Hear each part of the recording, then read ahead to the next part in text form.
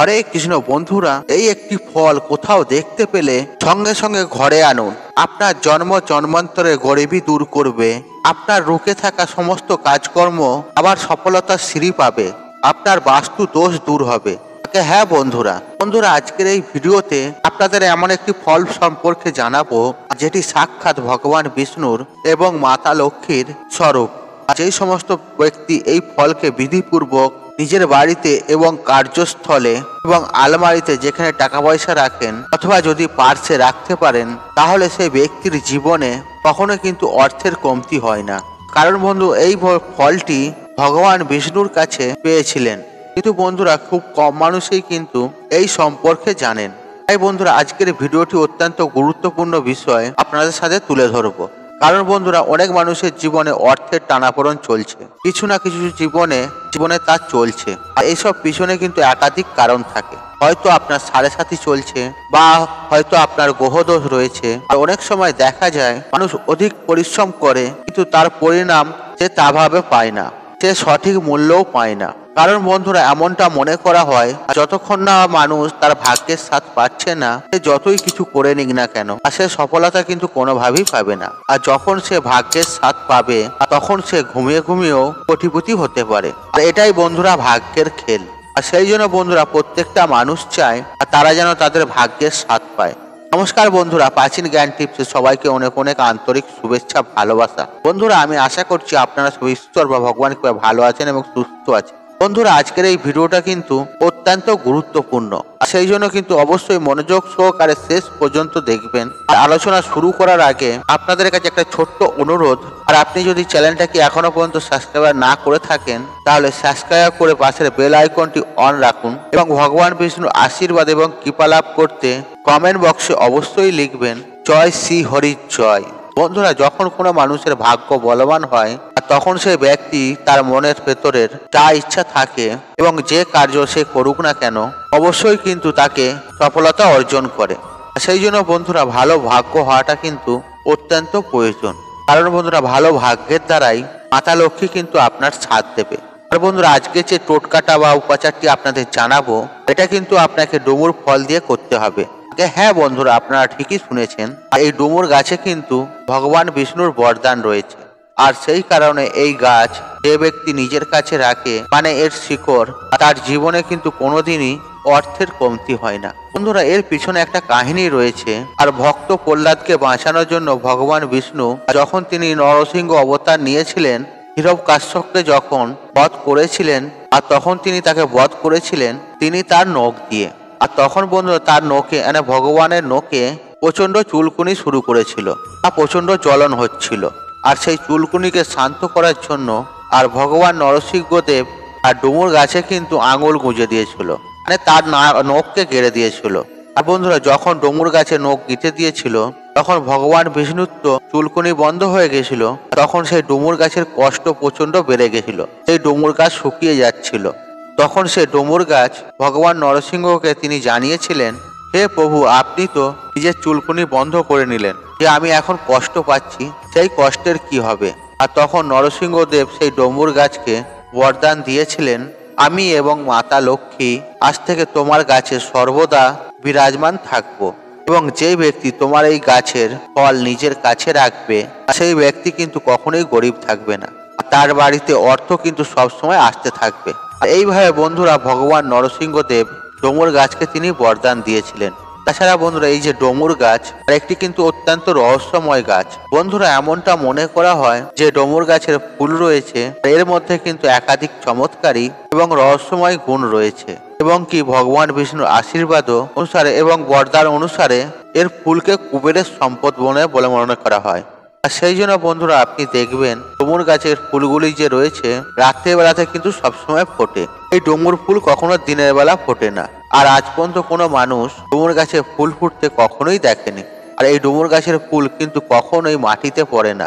আর সেই জন্য বন্ধুরা, অত্যন্ত কিন্তু রহস্যময় এই ডুমুর গাছ। বন্ধুরা, আপনার যদি এমন কিছু মনোকামনা থাকে, যে মনোকামনা হয়তো অনেকদিন ধরে ব্যর্থ হয়ে যাচ্ছে, আপনি চেষ্টা তো করছেন, আপনি পূর্ণ করতে পারছেন না, তাহলে বন্ধুরা, এই যে ডুমুর গাছের ফল রয়েছে, এই ফলের সাহায্যে আপনি কিন্তু আপনার সমস্ত মনস্কামনা অবশ্যই কিন্তু পূরণ করতে পারবেন। আর তার জন্য বন্ধুরা এই বিধিগুলো আপনাকে অনুসরণ করতে হবে। আর আপনি যদি যে কোনো একটা লাল কাগজ নিয়ে তখন আপনি ডুমুর গাছের ফুল ভাঙবেন বা ছিঁড়বেন, তখন দেখবেন সেখান থেকে একটা সাদা রঙের আঠা নির্গত হবে। আর সেই আঠা দিয়ে আপনি একটা কাঠি নেবেন বা আঙুল দিয়ে সেই আঠার দ্বারা সেই লাল কাগজের ওপরে আপনার যে মনস্কামনা রয়েছে আর সেটিকে আপনি লিখবেন, এবং লেখার পরে সেই কাগজটিকে আপনি 4 ভাগে ভাঁজ করে নেবেন। আর ভাঁজ করে নেওয়ার পরে আপনার যে ঠাকুর ঘর রয়েছে বা আপনার আশপাশে যদি কোনো মন্দির থেকে থাকে, সেখানে গিয়ে আপনি একটা প্রদীপ প্রজ্বলিত করবেন। আপনি যে কাগজের ওপরে লিখেছেন সেই কাগজটি আপনি প্রদীপের আগুনে সেইখানেই বসে আপনি জ্বালিয়ে দেবেন বা পুড়িয়ে দেবেন। এটা বন্ধুরা আপনারা ঠাকুর ঘরেও করতে পারেন বা আপনার আশেপাশে যদি কোনো মন্দির থাকে সেখানেও করতে পারেন। এবং কাগজটি পোড়ানোর পরে যে ছাইটি উৎপন্ন হবে আর সেই ছাইটি আপনি সংগ্রহ করে নিয়ে এসে যে ডুমুর গাছে আঠা দিয়ে আপনি লিখেছেন সেই ডুমুর গাছের গোড়াতে ছাইটিকে আপনি ঢেলে দেবেন। আর আপনি যদি এটি করতে পারেন, আপনার মনে যে মনস্কামনা রয়েছে বা আপনি যে মনস্কামনা সেই কাগজের উপরে লিখেছেন 100% কিন্তু সম্পূর্ণ হয়ে যাবে। বন্ধুরা এটা এতটাই সহজ, আর এটা তান্ত্রিক প্রয়োগ, এটা কিন্তু অনেকেই জানেন না। বন্ধুরা এই টোটকাটা কিন্তু অত্যন্ত পাওয়ারফুল ও শক্তিশালী।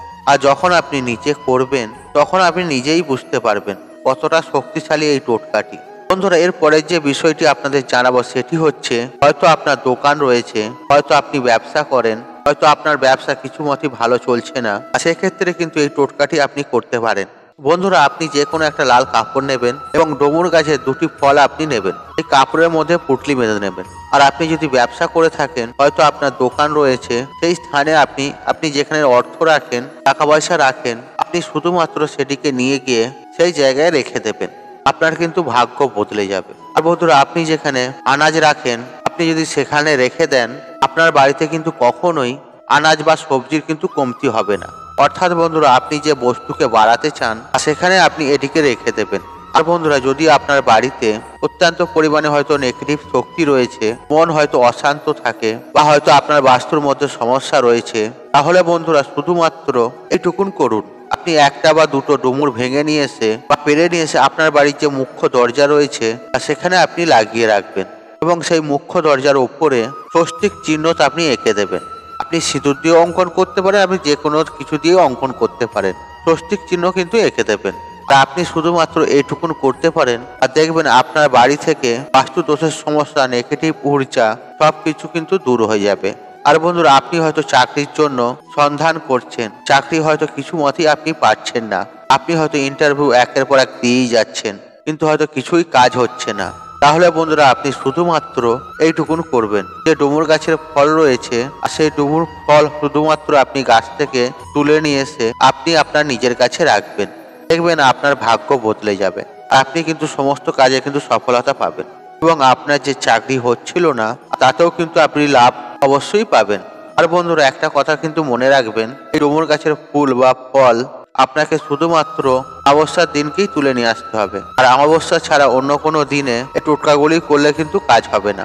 কিন্তু বন্ধুরা আর আপনাদের যে কাগজের উপরে লেখার কথা বললাম, সেটি আপনি যে কোনো দিনই করতে পারেন, আর ওটা অমাবস্যা বা পূর্ণিমা বলে কিছু নেই। এছাড়া বন্ধুরা অনেক এরকম টোটকা রয়েছে, আর সেখানে কিন্তু এই ডুমুর ফলের কিন্তু ব্যবহার করা হয়ে থাকে, আর সবগুলো কিন্তু একটা ভিডিওতে বলা সম্ভব নয়। যেমন বন্ধুরা হয়তো কারো বিয়ে হচ্ছে না, বিয়েতে বাধা পড়ছে, বা তাদের মধ্যে শান্তি নেই, অশান্তি লেগে আছে, বা মতের মিল হচ্ছে না, তাই বন্ধুরা এই সমস্যা থেকে বাঁচার জন্য আপনি যে কোনো দিন ডুমুর গাছের কাছে যাবেন এবং পাতা ছিঁড়বেন। সেই পাতা ছেঁড়ার পর আপনার এবং আপনার স্ত্রীর নাম সেই পাতাতে আপনি লিখে দেবেন, এবং সেই পাতাটি নিয়ে আপনি একটা সাদা রুমাল নেবেন, আর যেই পাতাটিতে আপনি ছিঁড়েছেন সেক্ষেত্রে তাতে তো আপনি লিখবেন, লেখার পরে গাছের যে পাতা রয়েছে সেই পাতাটি সেখানে চেপটে দেবে। আপনি যে সাদা রঙের রুমালটি নিয়েছেন সেটা আপনি বেঁধে দেবেন। আর আপনি যদি এটুকুন করতে পারেন, দেখবেন বন্ধুরা আপনার যে সমস্যা চলছে সেই সব সমস্যা থেকে কিন্তু আপনি অবশ্যই রেহাই পাবেন। আর শুধুমাত্র সাদা কাপড় বা সাদা রুমাল দিয়ে এটা করতে হবে তার কোনো মানে নেই। আপনি হলুদ রঙেরও কাপড় নিতে পারেন, লাল রঙেরও নিতে পারেন, শুধু কালো রং নেবেন না। বাকি যাবতীয় রং দিয়ে আপনি করতে পারেন। এই টোটকাটা কিন্তু দিওয়ালিতে, অমাবস্যাতে বা পূর্ণিমাতে অথবা আপনি যে কোনো শুভ সময়ে করতে পারেন। তা আপনি যদি তাড়াতাড়ি ফল পেতে চান, তাহলে আপনাকে অমাবস্যা, পূর্ণিমা, বিশেষ বিশেষ যে দিনগুলি রয়েছে সেই দিনগুলিতে যদি আপনি করতে পারেন, তাহলে কিন্তু আপনি তাড়াতাড়ি ফল পাবেন।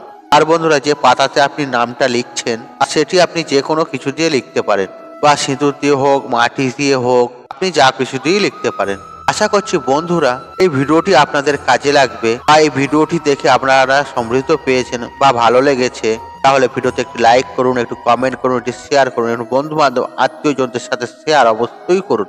মনে রাখবেন, আপনার একটি শেয়ার অনেক মানুষকে উপকৃত করে তুলতে পারে। আর আপনি যদি আমার চ্যানেলে নতুন হয়ে থাকেন তাহলে চ্যানেলটি অবশ্যই সাবস্ক্রাইব করুন এবং পাশে থাকা নোটিফিকেশন অন রাখুন, কারণ এইরূপ নিত্য নতুন ভিডিও সবার আগে দেখার জন্য। ঈশ্বর আপনার মঙ্গল করুক। আপনি সুস্থ থাকুন, নিরোগ থাকুন, আপনার দিন মঙ্গলময় হোক। হরে কৃষ্ণ কৃষ্ণ কৃষ্ণ হরে হরে।